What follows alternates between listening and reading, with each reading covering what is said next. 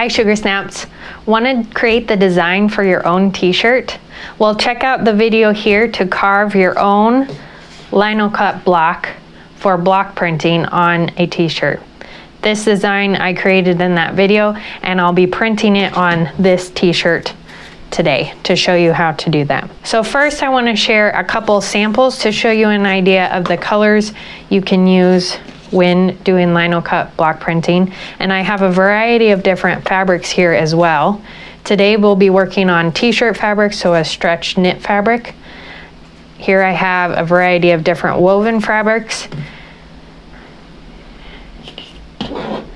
So I have here, this is a chiffon with black block print on top.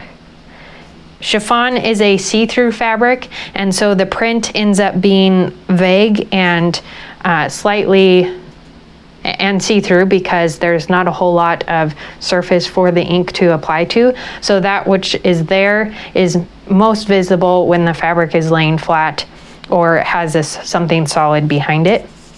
I have a cotton sateen. Sateen has a slight sheen to the surface, and it takes the block print really crisply because the surface is quite smooth. I have two different types of linen here. This one's a slightly finer linen, and this is a rough, thick linen.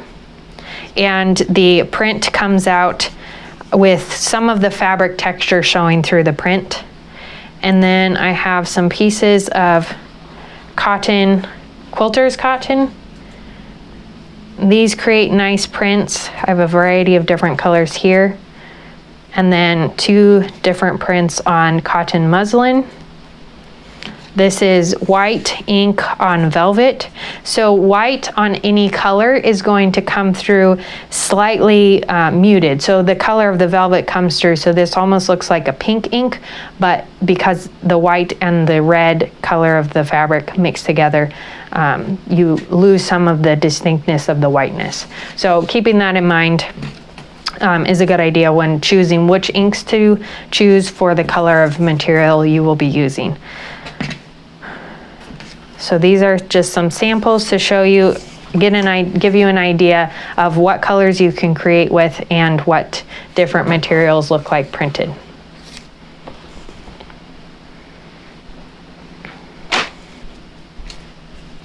So the materials and tools you'll need to block print your own t-shirt are a piece of parchment paper, a piece of cardboard to insert into your shirt to separate the layers, a t-shirt, some tape, your block printing carving tool if you want to do any alterations to your block print, obviously, a glass pane. I have this glass pane that I tape the edges so that they're not sharp, that you can use for your ink palette, or you can also get a ink palette from Blick Art Supplies or some other art supplies.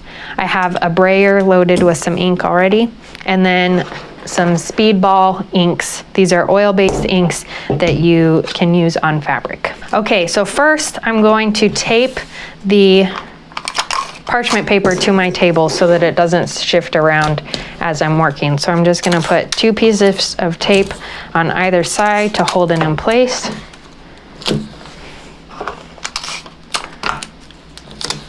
And then I need to measure out the piece of cardboard to fit inside of this shirt. So I'm going to lay the shirt out on top of the cardboard, and you want the shirt and the block print, or you're going to want to know what size the block print is before cutting, because you want enough cardboard to cover where the print will be. So that's about where I'm going to put the block print, right there in the center. Take a pair of scissors and cut down your cardboard to the width you want it.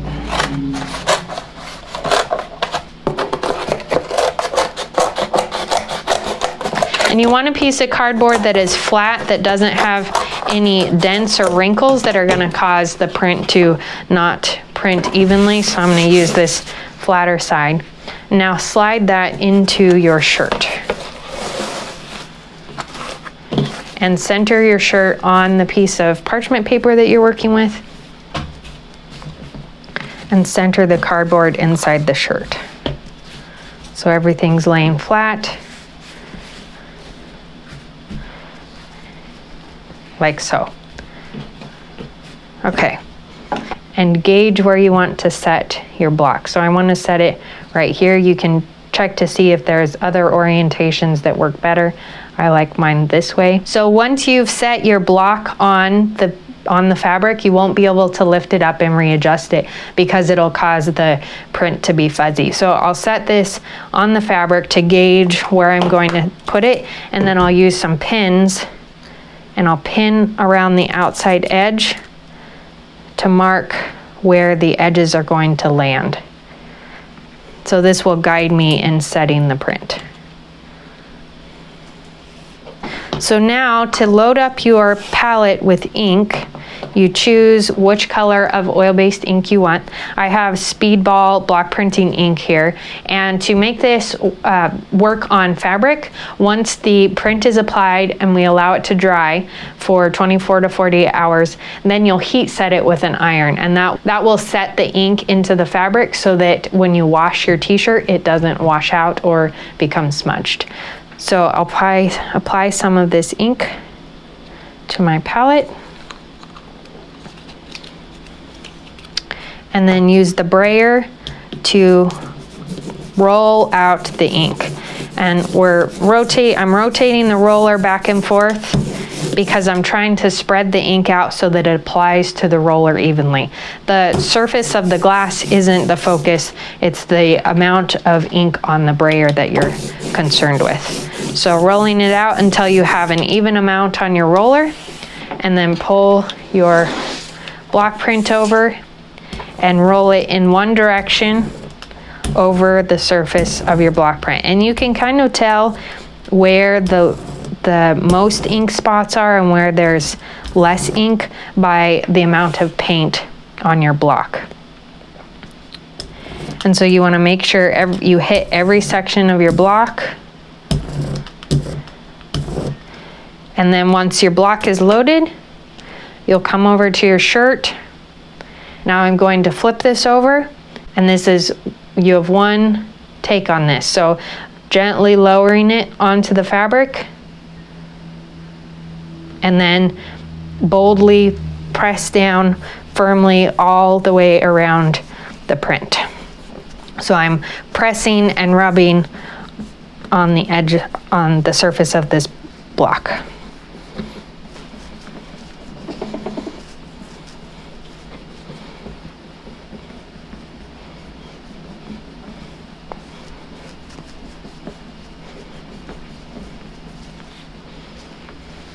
Okay, and then to lift up your block, you want to hold the bottom edge of your t-shirt so that it doesn't move, whichever edge you're going to be pulling from, and carefully lift all the way up, straight up off the surface. And there's your print. I'll remove the pins.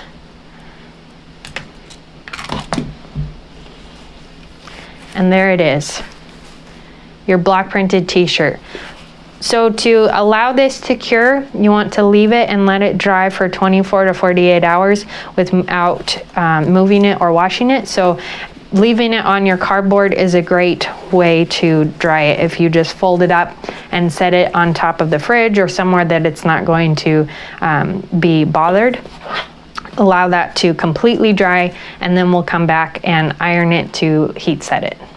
Check out the resource list in the description below for links to all of the tools and materials I used today. I get all of my Speedball oil-based block printing inks and my block printing rubber from Blick online. It's an online craft. I get all of my inks and block printing rubber and other block printing tools from Blick Art Materials online. They carry a lot of art supplies and craft supplies. So find the links for all those things below. To clean your block printing tools, you'll want paper towels, your tools, a pair of rubber gloves, and Castile soap and vegetable oil. Today I'm using a cheap olive oil. So begin by pulling off a piece of paper towel and folding it into the width of your brayer, and then put your rubber gloves on. And start by rolling the excess paint onto the paper towels, opening them up. Try to keep this off of your surface. Oil-based paints are challenging to remove because they're not water soluble. They don't wash away with water. And you could use turpentine or other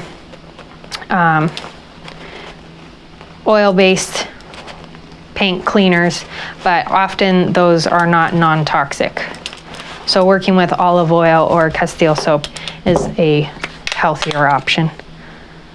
Okay, so now I'm going to roll some soap onto the roller and continue to roll it out and wipe it off.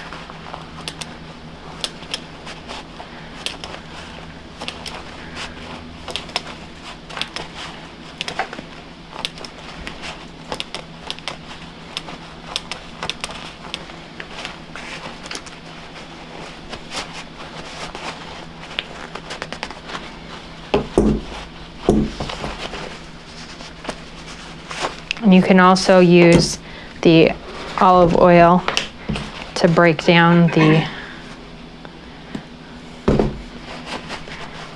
paint surface.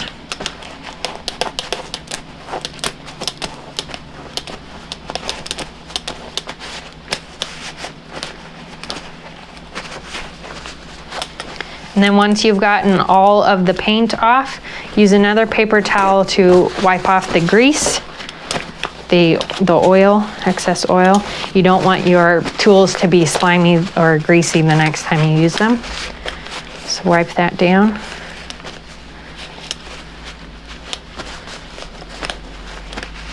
Okay, and so now my brayer is clean. And you can use the olive oil on a cloth to wipe down your work surface as well, to get any smudges off your work surface, and then just rub it down with a paper towel or a wet rag to get the oil removed. Okay, so now for your palette, you can scrape the excess ink off with a paint scraper, or if you don't have much left on your surface, you can go ahead and go in and start wiping it down.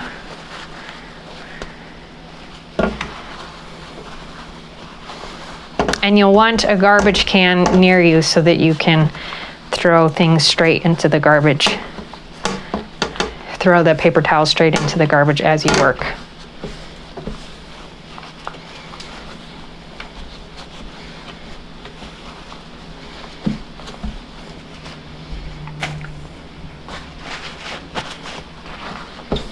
And then I'll apply some olive oil to this as well.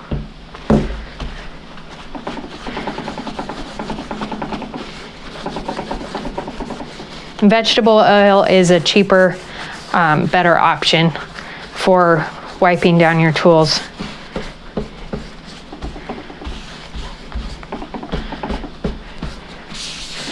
Okay, so I got that clean. Now I can wipe it down, get all the paint off, and then go wash this off with some soap and water to totally clean away the grease. So I'll set that aside.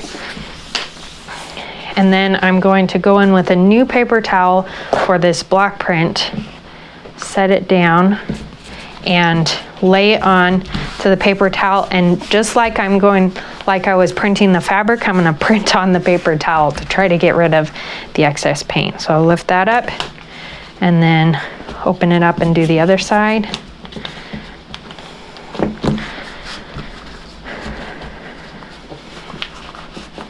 And you can even flip it over and rub from this side with your paper towel. And you're just wiping the ink off of the print.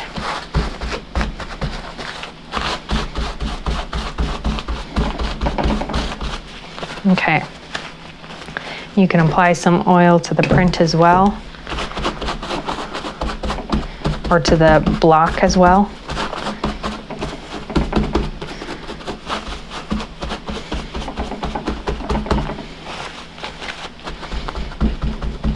Okay, and lastly, I like to go over my block in a sink of cool water with some Castile soap and a toothbrush to wash away any excess paint that might be clinging on to the edges.